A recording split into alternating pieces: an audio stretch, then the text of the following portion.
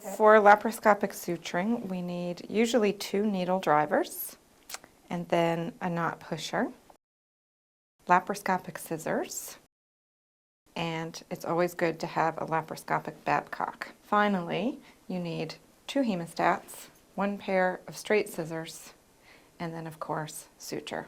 It's important for the suture to be long enough for extracorporeal knot tying, so generally you want a suture that's at least 70 centimeters in length. Some people preferred a curved needle driver.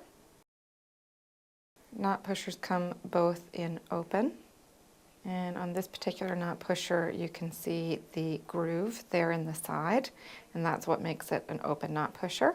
Look at the other end of this knot pusher, which is the closed version. You can see the design of this knot pusher is the same, but there's no open groove on the side, and that's what makes it a closed knot pusher.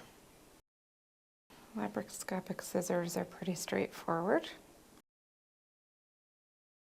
And then the laparoscopic Babcock, which is helpful to have if you lose your knot in the trocar.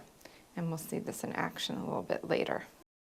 For inserting the needle through the port, you want to first grasp the suture at point A, which is approximately 1 inch or 2.5 centimeters distal to the needle hub.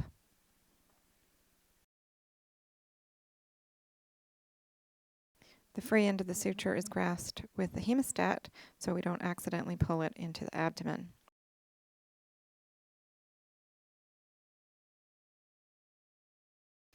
With a 10 millimeter port, it's large enough that you can directly insert the needle through the port.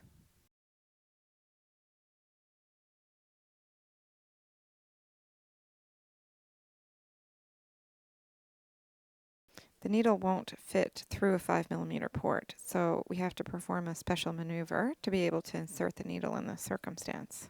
So we're going to remove the port, and we're going to place the needle driver through the port. We're going to grasp the free end of the suture and bring this back up through the port. The assistant is then going to place the hemostat on the free end of the suture.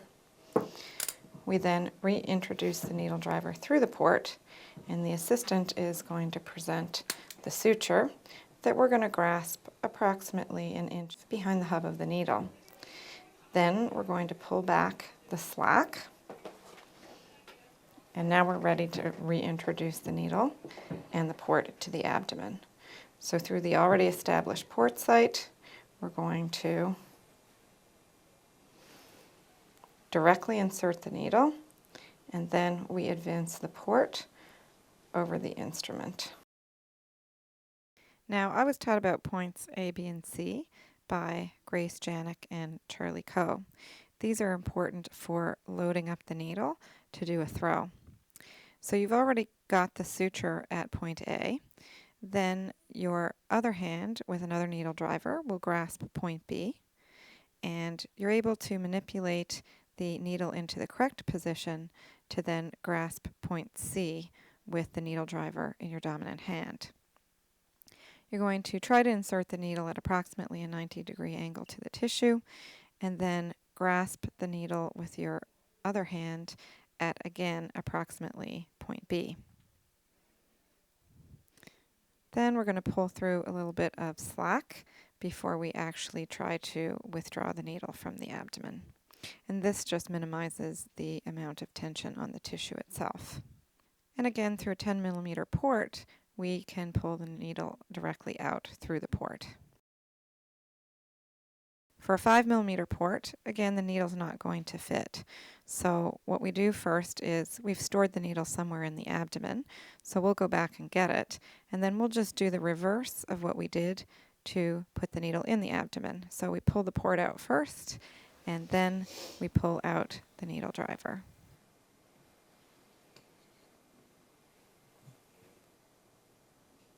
And now, let's move on to actually tying the knot.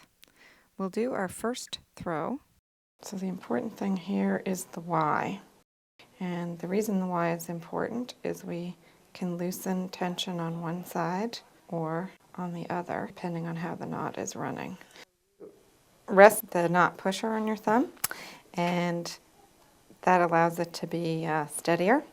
So then you're going to push past your knot, and when we advance the knot, what we want is to push to the side of the knot, and we can see that that will slide.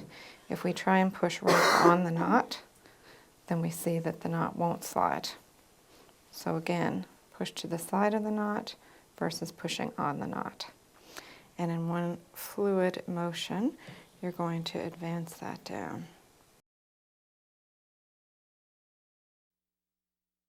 When you cinch the knot down on the inside, you continue to push to the side of the knot rather than right on the knot.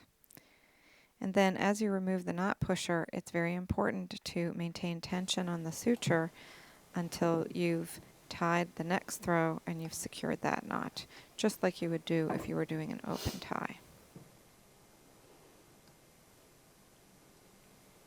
And generally speaking, you're going to tie 3 knots, again, just as you would do if you were doing an open tie.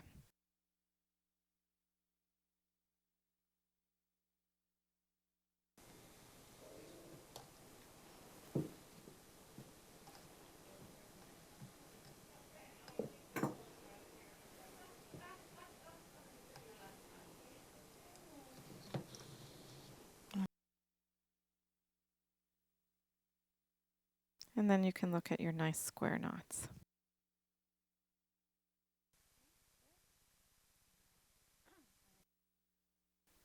And finally, you cut the suture and you're done. The disadvantage of the closed knot pusher is getting it threaded in the first place, which in a dark operating room can be a bit of an issue. So now you're going to apply your hemostat. And then the thing to remember when you're tying your knots is you have to tie them in front of the knot pusher.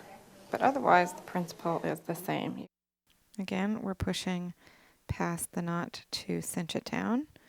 We're maintaining tension on the suture while we do our next throw until we secure this knot. Create the Y. You push past the knot and you try to push in one fluid movement all the way down to the knot. The good thing is you can't lose your knot with a closed knot pusher. Do your next throw.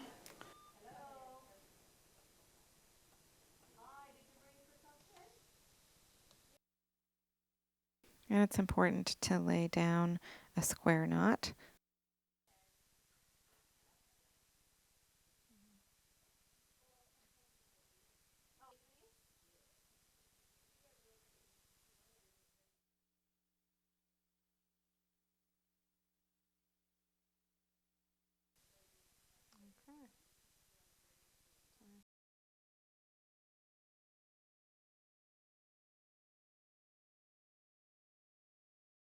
Positioning is important, and you don't want to spend the whole case with your elbows up in the air. So by stepping on a step stool, this raises you up and brings your elbows down to a much more comfortable position. It's important to hold the knot pusher from the end. Now the problem with doing that is then you have less control over the tip, and that's why you rest the tip on your other hand to steady it before you apply it to the knot. And then, now that you've got it at the end, you apply one fluid motion to secure the knot.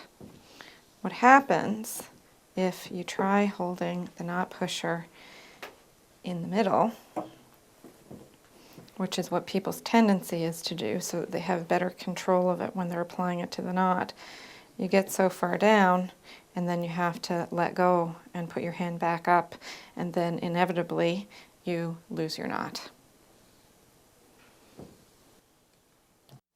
To use a laproscopic Babcock, you're going to thread the suture through each open end of the Babcock, and then you use the Babcock to advance the knot out of the trocar. This isn't sufficient, though, to cinch the knot, so once you've laid the knot down, then you have to finally cinch it using a knot pusher. It's important to loosen tension on the suture to allow it to fall far enough apart to be able to apply the knot pusher.